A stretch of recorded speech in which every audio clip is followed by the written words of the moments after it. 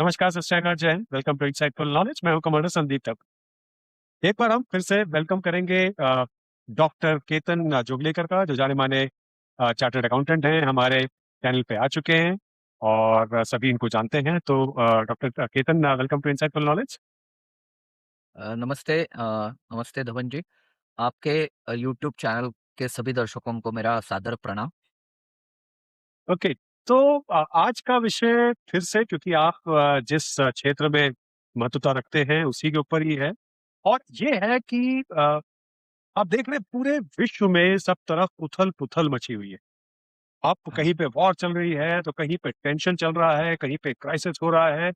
ये और जो मेरी जो स्टडी रही है पिछले कम से कम 8 सालों में, मेरी ये स्टडी रही है कि ये बढ़ेगी, कम नहीं होगी। तो क्योंकि भारत, अगर आप देखें, तो बिल्कुल इन सब चीज़ों से दूर खड़ा है, ना किसी कॉन्फ्लिक्ट में पार्ट लेने की कोशिश कर रहा है, ना किसी की साइड लेने की कोशिश कर रहा है। लेकिन इफ़ेक्ट जो है भारत के ऊपर, इसका कंटीन्यूअसली हो रहा है। स्पेशली जो भारत की जो इकोनॉमी है, उसके ऊपर हो रहा है इसका इफ़ेक्ट। और उसी से जुड़ी हुई बहुत सारी चीज़ें हैं, जिनके बारे में हम आज जानना चाहेंगे, क्योंकि ये रिपल इफ़ेक्ट है। ये क्या है, हाँ। ये रिपल इफ़ेक्ट जो पूरी उथल-पुथल जो पूरे विश्व में मची हुई है, इसके बारे में हम आपसे आज जानना चाहेंगे। तो मेन जो मुद्दा यहाँ पे आ जाता है कि भारत की जो डिपेंडेंस है, और भारत डिपेंड करता है बहुत सारे रॉ मटेरियल के इंपोर्ट्स पे, बहुत सारी मशीनरी के इंपोर्ट्स पे। और जिस तरह से ये फँस जाता है रॉ मटेरियल में, मैंने ऑयल वगैरह का नाम ले लिया, which is very well known thing. तो बताइए कि कैसे ये भारत की इतनी डिपेंडेंस है, और क्या ये पूरा लिंक हम कभी तोड़ पाएँगे कि नहीं तोड़ पाएँगे? संदीप जी, आपके इंट्रोडक्शन में मुझे ऐसे लग रहा है कि आपका इस विषय में बहुत ही डीप स्टडी है। मीन्स अगर हम फाइनेंशियल बात करते हैं, तो हम सिर्फ फाइनेंस पे हम उसके ओपिनियन देते हैं। बट मैं आज दर्शकों को भी बताना चाहूँगा कि आपने जिस प्रकार से ये मुद्दा अभी विस्तृत किया है, वो बहुत ही सराहनीय है। बेसिकली मैं हमेशा ये सोचता हूँ कि आज के दौर पर्टिकुलरली आपने जो पीरियड का ज़िक्र किया, वही पीरियड तक मैं भी सीमित रहूँगा। पिछले कई सालों में जो भा मीन्स पूरे वर्ल्ड में जो युद्ध हुआ है, वो सिर्फ़ सीमाओं प तक सीमित नहीं है। जी, आपने जो इंट्रोडक्शन में कहा कि इसका असर कैसे होता है या बायलैटरल और मल्टीलैटरल कैसे उस पे असर होता है, और फाइनली भारत पे हम आते हैं। तो मैं हमेशा ये सोचता हूँ कि आजकल के जो भी युद्ध है, वो सीमाओं पे नहीं लड़े जाते। बी मीन्स एक डायस पे मैं था, तो मैंने ऐसे कहा भी है कोट कि इन द अर्ली 2000 और 2010 तक there was a war for petrol and related activities, जी, and in coming 25 years there will be may be war for water.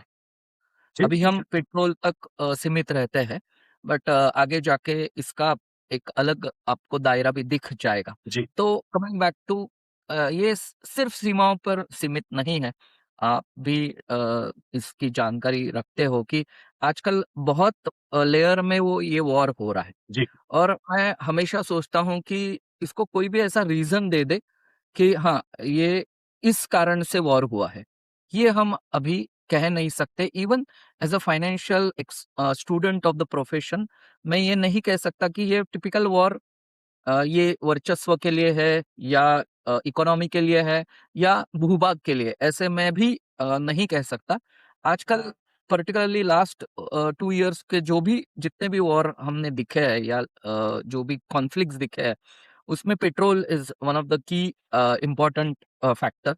Then वैश्विक व्यापार, जिसमें आज वर्चस्व के लिए ये वॉर होते हैं। मीन्स मैं कहने में वेरी ऑनेस्ट और झिझकूंगा नहीं कि आजकल सप्लाई चेन मैनेजमेंट के लिए भी वर्चस्व के लिए ये लड़ाइयाँ या वॉर जी, हम देख रहे हैं। तो पेट्रोल, ये दोनों तीनों रिसेंट वॉर का बहुत सबसे बड़ा बहुत मुद्दा रहा है। और आपने भी अपने इंट्रोडक्शन में कहा कि भारत का स्टैंड पिछले 10 साल या 15 साल में जितने भी छोटे-बड़े हिडन या एक्चुअल वॉर हुए हैं, उसमें हम लोग, मुझे लगता है, ये मेरा पर्सनल ओपिनियन है, कि हम वसुधैव कुटुंबकम पे चल रहे हैं। कि किसी की साइड न लेते हुए एक पूरा विश्व हमारा फैमिली है, तो हमारी काफी सारी पॉलिसीज ये न्यूट्रल है। फिर भी मैं ये कह सकता हूँ कि हम क्लोजली उसके ऊपर वॉच कर रहे हैं, बिकॉज वी आर एक्चुअल जो भी उसका असर कॉन्सिक्वेंसेस होते हैं तो भारत पे भी होते हैं, क्योंकि वैश्विक व्यापार या हम देखा जाए तो सप्लाई चेन मैनेजमेंट पिछले काफी सालों से भारत एक शक्ति ग्रोथ उभर के आया है। तो अभी ये डोमेस्टिक के लिए नहीं है, बट ये जो भी कॉन्सिक्वेंसेस होते हैं वो पूरा विश्व का व्यापार, supply chain management, energy, trade, finance. Again, a very important element in entire this parameters और consequences. तो उसमें ये मैं इंट्रोडक्शन में मैं भी यही कहना चाहूंगा कि ये टिपिकली जो वॉर के कॉन्सिक्वेंसेस है तो वो 5 चीजों पे हमारे यहाँ इफेक्ट हो रहे: energy, trade, finance, supply chain management and investment.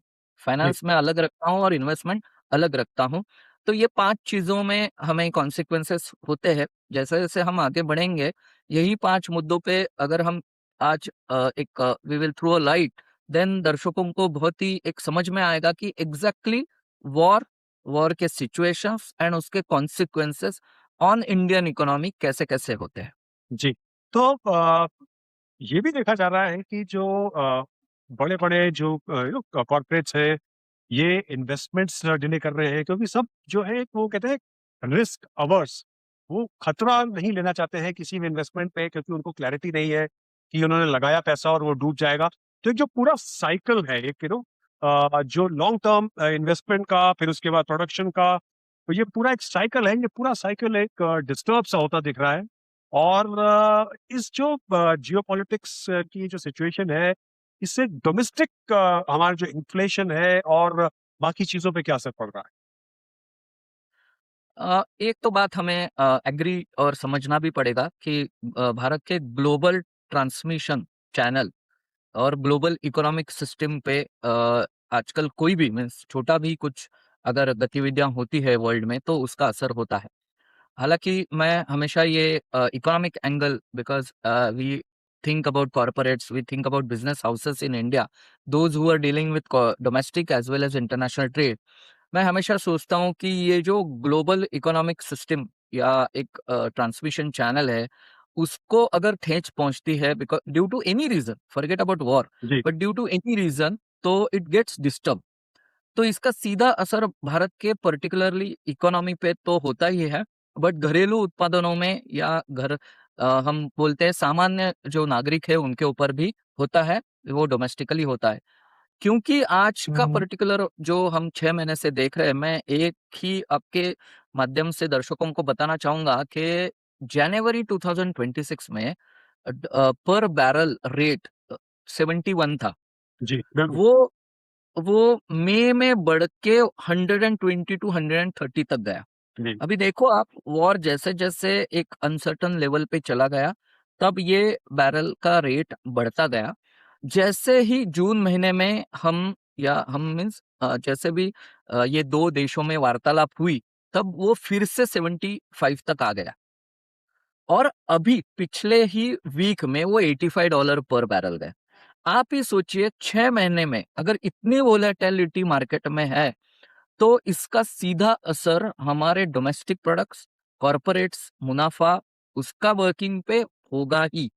हम पूरा ग्लोबल सिस्टम का एक पार्ट रहते हुए, ये एक छोटा सा एग्जाम्पल है, मीन्स पेट्रोल या डीजल या एनर्जी एक छोटा सा एग्जाम्पल है जी, जहां पे इतनी वोलेटिलिटी अगर आप देखते हो, क्योंकि अभी फिर से थोड़ा अनसर्टनिटी आया है यूएस और ईरान के बीच में, तो ये इट जम्प टू $85 पर बैरल।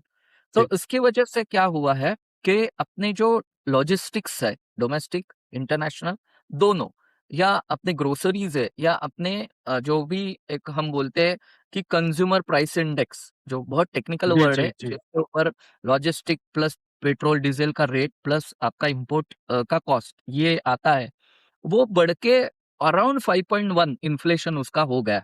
सीपीआई इन्फ्लेशन बोलते हैं, जी, जी, जो रहना चाहिए था या पिछले कई सालों से 4.1 टू 4.5 में था। ऑन द अदर हैंड आपका जीडीपी ओवरऑल कम हो रहा है। अभी इसका एक्चुअल इकोसिस्टम या एक हम कैस्केडिंग इफेक्ट देखें तो ये कॉर्पोरेट के मुनाफे पे आता है। जी, आपने जो बोला कि आज मीन्स आपने जो सजेस्ट भी किया है कि corporates are not doing investments, long term investments as of now because they have a fear in mind about the global transmission channel, global economic ecosystem and how to get borrowing cost lower. इसकी वजह से वो आजकल borrowing लेना भी थोड़ा सा डर रहे हैं। कॉर्पोरेट में अगर आप स्टडी करोगे तो कॉर्पोरेट का आज का सिचुएशन ऐसा है कि तो सप्लाई चेन मैनेजमेंट थोड़ा सा बिगड़ गया है, मोबिलिटी, फाइनेंस, लिक्विडिटी का थोड़ा सा इश्यूज आ रहे हैं, और अगर आप इसका और कैस्केडिंग इफेक्ट देखें तो थोड़ा सा एम्प्लॉयमेंट पे भी इसका असर जी, हुआ है। तो मैं ये तीनों चीजें अगर मिलाता हूं तो एनी स्टेक होल्डर और any owner will think about the investments, about the risk analysis, about the measurement of business कि हम कहाँ तक पहुंच सकते हैं आगे या कमिंग ईयर में, because we have seen drastic changes in oil prices for from Jan to July, then उसका सीधा असर आपके परफॉर्मेंस पे होता है। Finally as a very layman, forget about who you are, who I am, but layman या एक सामान्य नागरिक से अगर आप सवाल करते हो या कॉर्पोरेट्स, छोटे कॉर्पोरेट से सवाल करते हो, तो वो रिस्क एबिलिटी, रिस्क एपिटाइट कम करते हैं, कम लेते हैं, और इसकी वजह से इन्वेस्टमेंट कॉस्ट या उनकी पूरी जो सिस्टम की कॉस्ट है वो रिड्यूस करना चाहते जी। हैं, एंड उसका असर सीधा एम्प्लॉयमेंट पे भी आएगा। अभी तक हम बहुत फॉर्चुनेट है बिकॉज हमारा भारत का एक सिस्टम अभी तक ऐसा है कि we are more of a employment generation nation. जैसे कि एग्रीकल्चर में भी हम बहुत आगे है, वैसे एम्प्लॉयमेंट जनरेशन में भी पिछले 10-15 साल में सर्विस सेक्टर के वजह से आगे है। जी, जी। तो ये हमने काफी अच्छी तरह से अभी तक बैलेंस किया है। मुझे तो ऐसे लग रहा था जून के महीने में जब हमारी भी बात हुई थी जी, जी। कि कभी ना कभी वॉर रुकेगा, at least both the parties to this war will take a decisive action. But पिछले 7-8 दिनों में जो मैं हम सुन रहे देख रहे, तो इसका आगे के क्वार्टर पे, क्योंकि first quarter of this financial खत्म हो गया, आगे के क्वार्टर पे मुनाफे पे, सिस्टम पे, कॉर्पोरेट्स पे असर होगा, ये मुझे लग रहा है। एंड उसका पूरा असर ये 3 चीजों में होगा ही, employment, supply chain management and the most important investment in the business. ये इनफैक्ट देखा गया है कि अगर आपकी जो जीडीपी ग्रोथ है, इसका एक डायरेक्ट, जैसे हम लोग पढ़ते थे फॉर्मूला, डायरेक्टली प्रोपोर्शनल टू, तो इन्फ्लेशन और जीडीपी ग्रोथ का भी काफी ज्यादा एक दूसरे के साथ तालमेल है।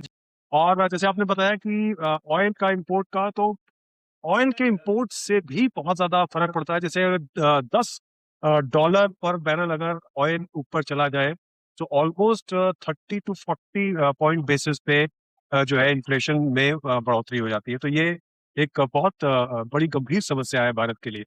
तो ये क्या स्ट्रक्चरल, ये ग्रोथ में, कॉर्पोरेट मार्जिन में इनका क्या असर पड़ेगा? आपने एम्प्लॉयमेंट के बारे में तो बता ही दिया। Very true.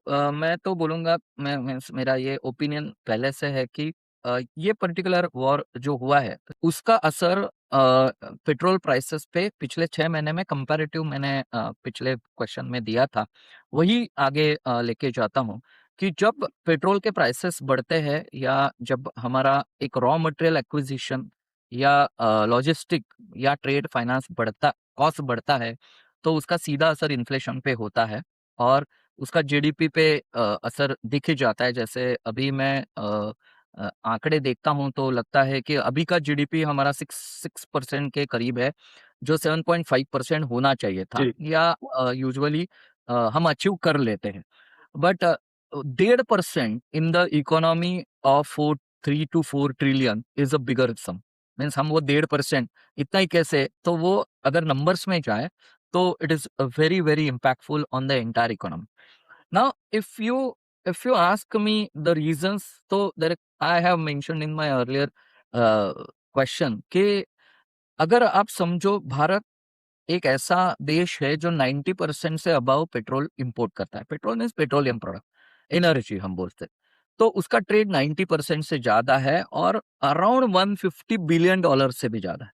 तो अगर आप ओवरऑल इकोनॉमी में देखें तो ये कॉस्ट सबसे ज्यादा इंपोर्ट कॉस्ट हमारी है, जी, और ये सीधा उसका असर हमारे नॉर्मल जीवन पे, कॉर्पोरेट जीवन पे या गवर्नमेंट पॉलिसीज पे भी होता है। दिस इज, आई वुड से, द अभी हमें, मुझे ऐसा लग रहा है कि even if I am a student of chartered accountancy और बैंकिंग, मुझे पिछले 6 महीने से ऐसे लग रहा है कि एक एक प्रोडक्ट और एक प्रोडक्ट लाइन आपका इकोनॉमी को ठेस पहुंचा सकती है, दैट इज एनर्जी। जी, हमने बहुत बार ऐसे पहले भी देखा था कि due to technology, due to other factors, economy were going down, but not like this.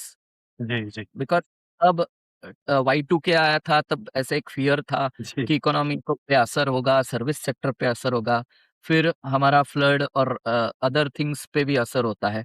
But ये पिछले 6 महीने में we our Indian economy has witness that कि एक एक्टिविटी और एक आइटम लाइन जो हमारा 90% इम्पोर्ट है, वो अगर सप्लाई चेन मैनेजमेंट बिगड़ जाए तो जीडीपी पे कितना असर होता है। तो ये एक्चुअली लर्निंग लेसन है for our economy and economist to understand कि आगे जाके ये कैसे हम कर सकते हैं।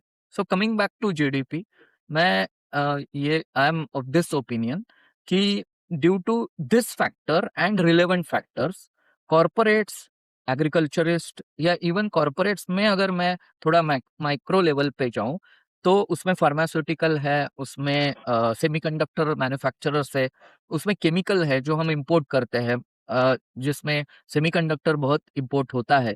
तो ये मैन्युफैक्चरिंग एक्टिविटी की वजह से, और सॉफ्टवेयर एक्सपोर्ट तो खैर हमारा पिछले साल due to other factors like tariff थोड़ा सा घटा है। तो ये कैस्केडिंग इफेक्ट होके हमारा जीडीपी कम हुआ है। और यू वेर करेक्ट कि to link GDP with inflation, तो इन्फ्लेशन हमारा प्राइसिंग लेवल पे बढ़ गया है। जी, तो इसकी वजह से overall pricing in the market increased, और उसका सीधा असर होता है परचेसिंग पावर ऑफ कमोडिटी, कि जी, लोगों का परचेसिंग पावर कम हो जाता है, तो डिमांड कम होता है, और उसकी वजह से आपका प्राइसिंग जो है ओवरऑल जीडीपी पे असर होता है। करेक्ट। तो अच्छा, इसका असर जो करेंसी मार्केट या इक्विटी मार्केट पे भी काफ़ी देखा गया है, उसके बारे में क्या कहना चाहेंगे आप? इसमें मैं एक बीच में ही एक बहुत अच्छा एक सेमिनार में था जी, कि means this war linked with the NSC BSC, the okay, subject was very restricted that time. तो मैंने यही कहा था कि if you understand very very at a minute level और as a very layman level, share market always linked with different forces in the economy. जी, तो उसमें again I will restrict myself to last war situation and 10-15 years। हमारा share market या हमारा investment या हमारी equity market, money market are all linked with the international market. जब हम वॉर का सोचते हैं, जब एक develop country with a petrol exporting country, मैं ऐसे सेग्रीगेट करूंगा, the most develop country in the world is fighting with the highest oil exporter in the world, दोनों के बीच में जब वॉर चालू है, तो investor tend to park their funds in the safest option. तो जी, आज आज एटलीस्ट आज के बाद बोल मीन्स मैं ओपिनियन रख रहा हूँ, may be in future India will be again a safest market for investor, but आज इन्वेस्टमेंट पार्क करने के लिए US treasury, US gold market can be considered as the safest one. तो करेक्ट, इसकी वजह से मैं थोड़ा आंकड़ा देना चाहूंगा, $18.6 billion in the last quarter, I would say last 2 months of 2025 and first month जब वॉर चालू हुआ, तब से हमारा आउटफ्लो है।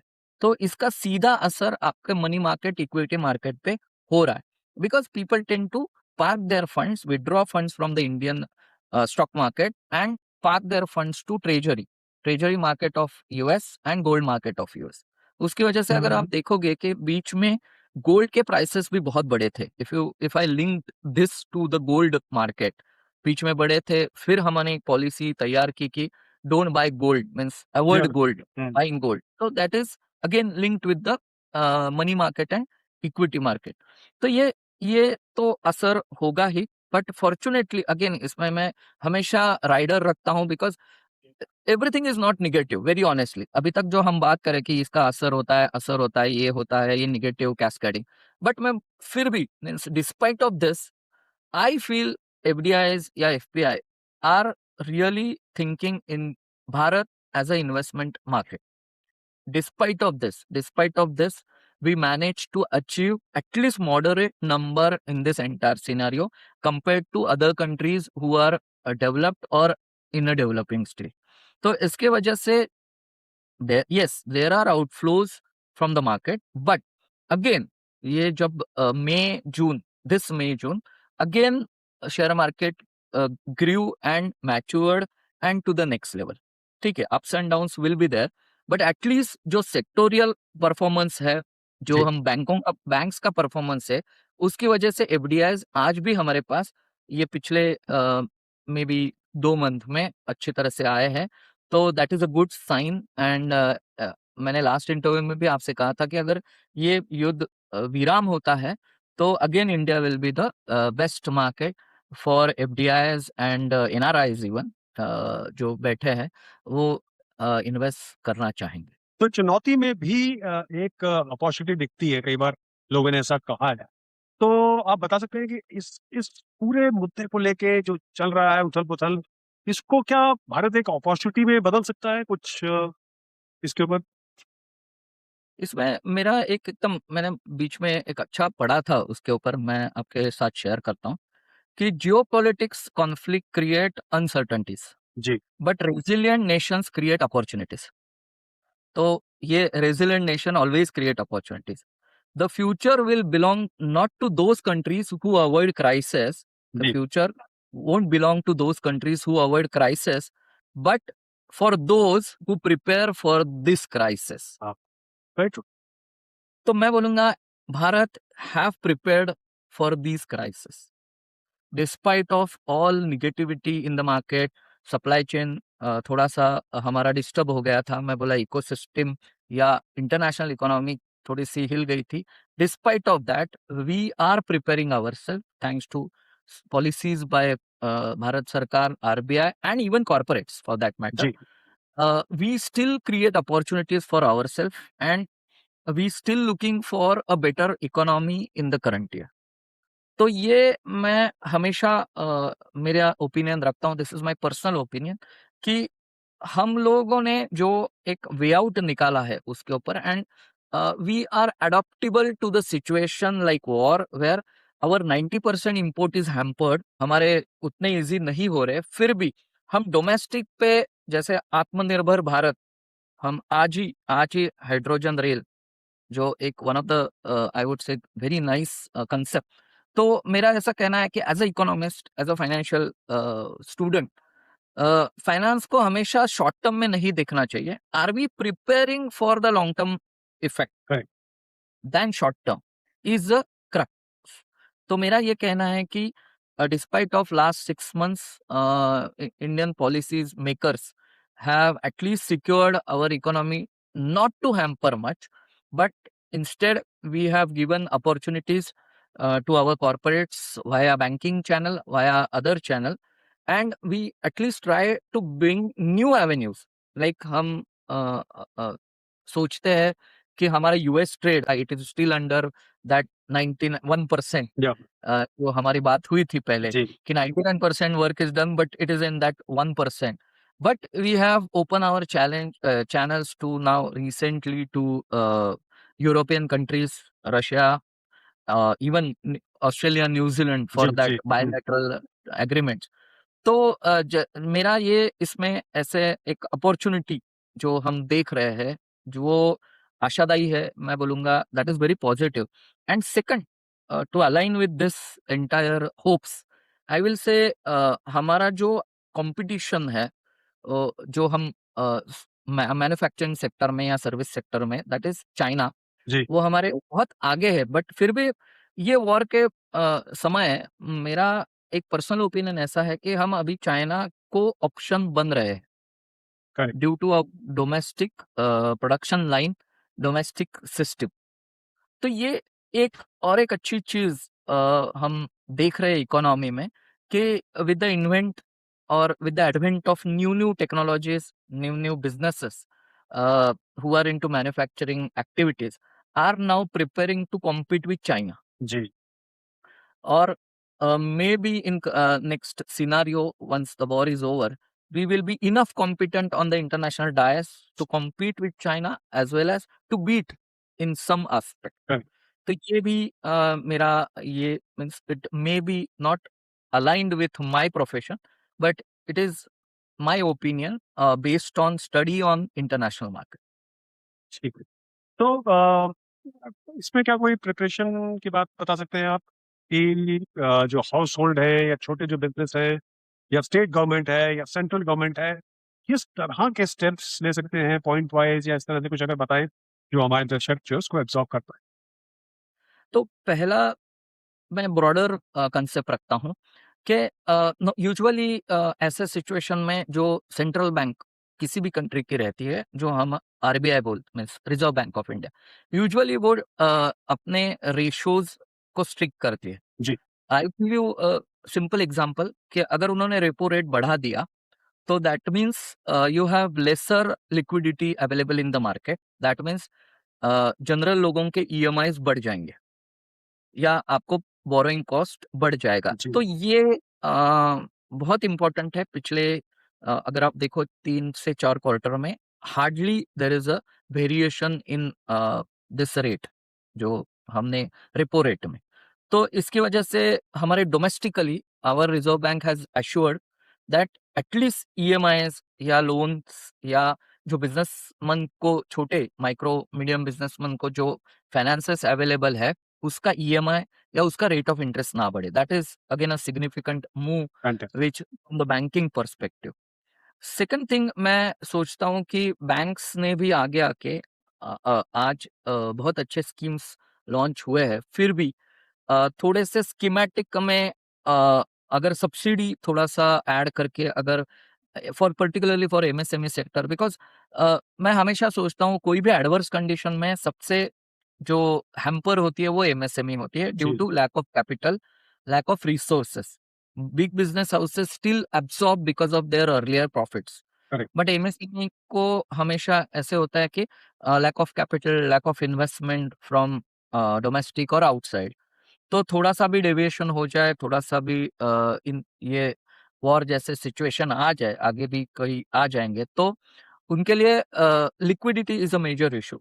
तो उसके लिए मेरा एक ऐसा पर्सनल ओपिनियन है कि yes, you have done a very good schemes for the MSMEs, but you should also think for some subsidy based on certain R&D projects, based on certain peculiar manufacturing projects, which will compete with the entire world.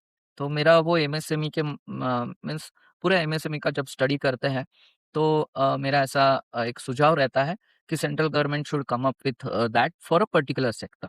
Correct. And major sector जो hamper हुए हैं हमारे, उसके ऊपर भी ध्यान देने की जरूरत है। जैसे कि रॉ मटेरियल एक्विजिशन, तो एक मीन्स 6 महीने में it is very difficult that to produce entire raw material which is being asked by the manufacturers in India to produce in India.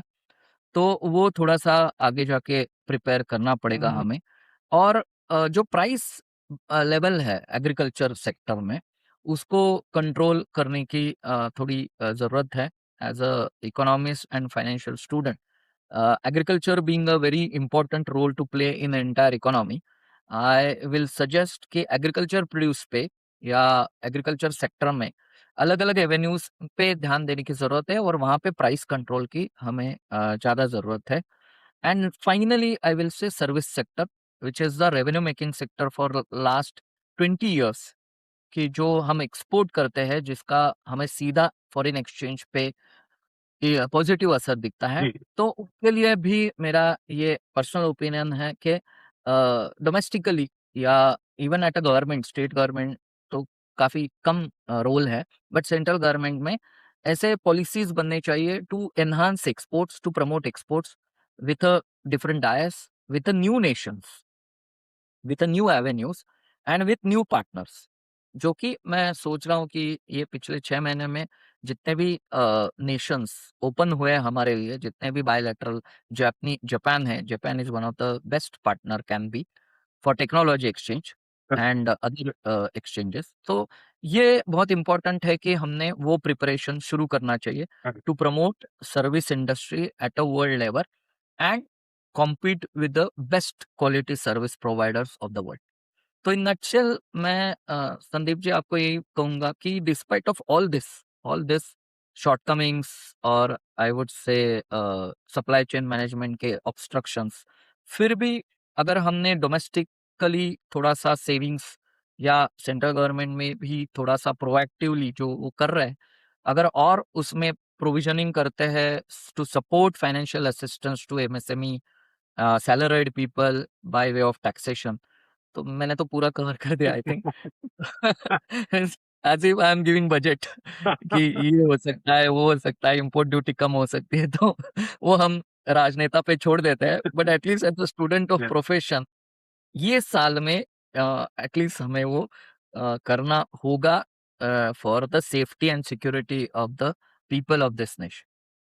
बहुत बढ़िया, तो बहुत अच्छे तरीके से आपने बताया। इनफैक्ट जिस तरह से मैंने देखा है कि भारत सरकार ने काफी कुछ कदम उठाए हैं, जो इंडस्ट्री की तरफ बहुत ज्यादा ध्यान दिया है, इंफ्रास्ट्रक्चर जो भारत का बहुत नजर हालत में था, खराब हालत में था, उसकी तरफ काफी ध्यान दिया है। क्योंकि जब चाइना+1 की बात चलती है तो उसमें सबसे पहले इंफ्रास्ट्रक्चर जो था भारत का, उसके ऊपर बात आ जाती थी। जो पॉलिसीज जो थी वो बहुत ही आर्केइक, बहुत पुराने जमाने की पॉलिसीज थी, उनको काफी चेंज किया गया है। लेबर पॉलिसीज को कई स्टेट्स ने अपने आप बदला है।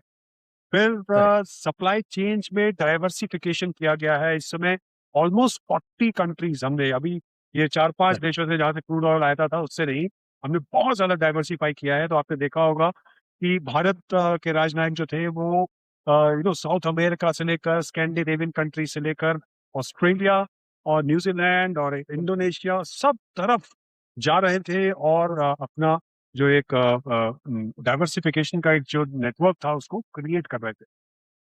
जो और एक्सेलरेट करना चाहिए भारत को वो है हमारे जो एनर्जी रिजर्व जो है, जो स्ट्रेटेजिक करेक्ट, रिजर्व जो है, वो काफी ज्यादा अभी भी फंसे हुए हैं।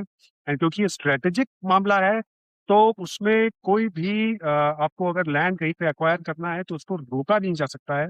आप कर सकते हैं उसको। आई नो काफी क्षेत्रों में पॉलिटिकल रीजन बना के इसको काफी दबाया जाता है, लेकिन उसके ऊपर हमें तेजी से काम करना पड़ेगा। अगर आप गौर करें, चीन ने जो था एक समय के बाद क्रूड ऑयल लेना बंद कर दिया, बात करिए। क्योंकि ये नहीं था कि वो बहुत सहानुभूति रख रहे थे कि ऑयल प्राइसेस ऊपर जा रहे हैं तो दूसरे देशों को नुकसान होगा, बल्कि उनको नुकसान हो रहा था और उनका जो ऑयल का रिजर्व है वो बहुत बड़ा है। तो उनको पता था कि वो सस्टेन कर जाएंगे, कभी ना कभी ये रुकेगी। और प्लस साथ ही वो बिल्कुल रशिया के साथ जुड़े हुए हैं, वहां से ऑयल उनको आ ही रहा है। तो जो मिडिल ईस्ट से उनको ऑयल की जो दिक्कत आ रही थी वो बहुत ज्यादा उनके लिए बड़ी समस्या नहीं थी।